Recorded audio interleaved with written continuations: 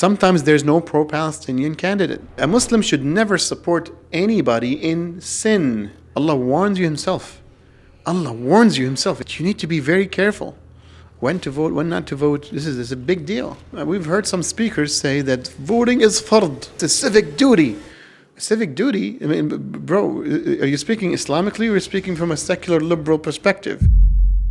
Assalamu alaikum wa rahmatullahi wa barakatuh, brothers and sisters. Welcome to the second season of the I3 show. We are in 2025 right now, and the biggest question we're going to be dealing with today is the Canadian federal elections. Should Muslims vote or not? This is the biggest question. Everybody's asking, people calling me left and right, yo, what should we do? Definitely they don't say yo, they say Sheikh, how's it going? I don't want to misrepresent people, but so what is the hukum? This is the ruling from an Islamic perspective, okay? A Muslim should never support anybody in sin, in something that defies Allah subhanahu wa ta'ala, which is even worse than sin, because sin could be a slip, could be a mistake, could be, weakness in the human being. And there's acts of defiance of Allah subhanahu wa ta'ala. What is the job of a person that actually takes a position in federal or provincial legislative parliament? The job of that person is to make law. From an Islamic belief, who is the person who's supposed to be making laws? The shahada of la ilaha illallah specifies one, because the word ilah means the one who actually sets the law and gets obeyed and gets submitted to. How are you going to obey something that doesn't set the law? So to obey Allah means that He is the law setter. La ilaha illallah means nobody should have the right of actually making laws except Allah subhanahu wa ta'ala. This should be the default basic ruling that everybody understands. But subhanAllah, today we're living in a day that everybody's confused about it. Why? Because sadly nobody wants to speak about this issue. Everybody tries to kind of make a little U-turn away from this issue and not face it directly. So we keep our Muslim community, sadly, without the right understanding. Now, am I saying it is haram to vote? Well, I didn't say that.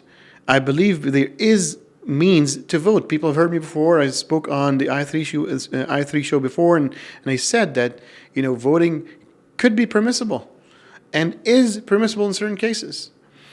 But we need to understand the basics. The basics is that supporting somebody in doing haram is haram, and that's why the default ruling is that voting to a person who's going to say, I'm a lawmaker just like God, is problematic. What's next? What's next is understand the exceptional rulings.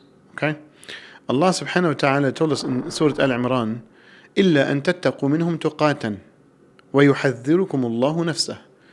That when you actually, that supporting any human being in the defiance of Allah is totally prohibited. So Allah subhanahu wa ta'ala tells us that supporting anybody in the defiance of Allah subhanahu wa ta'ala is totally impermissible. It's haram. It's actually could lead to a state of disbelief, state where Allah subhanahu wa ta'ala says, I have nothing to do with you. Which is very, very scary, subhanAllah. Which is why, there is an opinion that says voting is haram, period. That's it. There is, and it exists. And the sad situation is that many people laugh at these people with such an opinion. So in this ayah, Allah subhanahu wa ta'ala gives us the exceptional scenario. If we fear that there's a harm, we're going to be in harm's way, or our community is going to be in harm's way, we could, while our hearts are at peace in believing that Allah is the only one who deserves to be submitted to, worshipped, and taken as the sole lawmaker for humanity and human beings, we could basically indulge in supporting someone in his wrongdoings, in his defiance to Allah subhanahu wa ta'ala, until Allah subhanahu wa ta'ala gets us out of this situation. And don't forget, Allah subhanahu wa ta'ala right after this exemption says, وَلِيُحَذِّرُكُمُ اللَّهُ نَفْسَهُ. Allah warns you Himself. Allah warns you Himself. This should make you shake, that you need to be very careful when to vote, when not to vote. This is a big deal. Nobody speaks about it. It's a big deal. It's a big deal. It's a great deal, subhanAllah. But people shy away from really expressing the true aqeedah of Islam. طيب. So right now people say, well, we do have this situation exists. It does. I think basically in today's world, it does exist, but we still need to take it one election at a time. And that's why the real scholars who understand the evaluation of the situation should, participate and give their understandings. Today, I see the situation as very clear here in Canada that certain politicians, okay, are pushing a very hardcore Islamophobic agenda against Muslims. Muslims here in Canada, where our rights are trespassed. Our basic rights in this country is trespassed. The rights that are protected by the Canadian Constitution for everybody is trespassed. And people are calling to trespass our rights. So definitely I believe there is a permissibility to vote in this election. Okay? Now, who do you vote for? That's maybe the biggest question. Sheikh, who should we vote for? Well, I'm not going to tell you who to vote for. But I can tell you that every Muslim should think very well and understand the candidates within their riding, and understand if that which candidate is the one who's Islamophobic, okay? And then you should make sure that you put a ballot that supports the community, protects the community, okay? It's very important to understand that the ruling in its default is totally haram, and it's something that basically could get you in trouble from an aqeedah perspective. And Allah subhanahu wa ta'ala warns us in a very threatening way not to mess with this. This stuff is like, look, people can't, Allah subhanahu wa ta'ala is most all forgiving. There's small sins. There's minor sins. Allah subhanahu wa ta'ala is not going to threaten you with such grave punishment when it's small sins. Okay? You'll still be held accountable. If you don't make tawbah for small sins, you'll still be held accountable. But there's major sins, and there's sins that basically get you in trouble from an aqeedah perspective that might render your iman in question. And this is an issue. This is such an issue. Okay? طيب. So what's next? What's next is to understand is that there are people who still say that no, this is not allowed still, and voting is still haram. So what do we do about these people? There is another side that are very liberal, very modernist, okay? They're very secularized, who makes fun of these people, say these guys are backwards, these guys are the biggest problem, and so forth. And sadly, this liberal secular side just keeps creating divisions in our community, keeps creating intolerance, keeps creating lack of understanding, keeps creating, as I said, division and disharmony. Subhanallah, we've heard some speakers say that voting is fard. I mean, it's fard, brother. It's just an exception to a haram. How could it just go from an exception to haram to a fard? Just hold your horses. Some others basically say, well, it's a civic duty. A civic duty? I mean, bro, are you speaking Islamically, or are you speaking from a secular liberal perspective? From a secular liberal perspective, it's a civic duty. That's not a fard either. The law doesn't punish people, if they don't do their civic duty. It's a right. And number two, what does this have to do with sin? Why are you saying it's fard? Because the word fard means, if it's an obligation within an Islamic context, people are sinful. Now, some people might not mean that, but when you mix it within a religious context, when a religious person is speaking with a religious authority and says this is a civic duty, well, duty will be misunderstood by many to mean it has an Islamic sentiment to it or Islamic connection to it. It's problematic. So we have to chill on that side and learn how to be tolerant. All these secular, subhanAllah, Muslim or non-Muslim, always come up, we're very tolerant. We're the religious people are not tolerant. But sadly, they are the ones who are not tolerant. People have the right to their opinion. If people believe voting is haram, they are your brothers and sisters. We need to stop throwing each other under the bus. We have a culture, a cancel culture. We have a culture that we always throw each other under the bus. We don't fear Allah subhanahu wa ta'ala because the dhimma of the Muslim is very, very honorable, is very dignified. Allah describes the kuffar and the munafiqeen, لا يرقبون في مؤمن إلا ولا ذمة. The disbelievers don't care about basically no dignity, no honor, no humanity that can be desecrated when it comes to the Muslimin.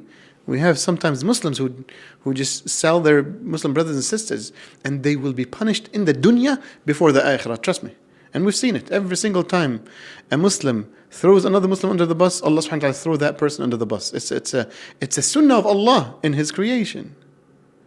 So yes, I might not agree basically with those who say don't vote in certain situations or certain, let's say, election seasons, because there is tremendous risk and harm that might befall the Muslim community.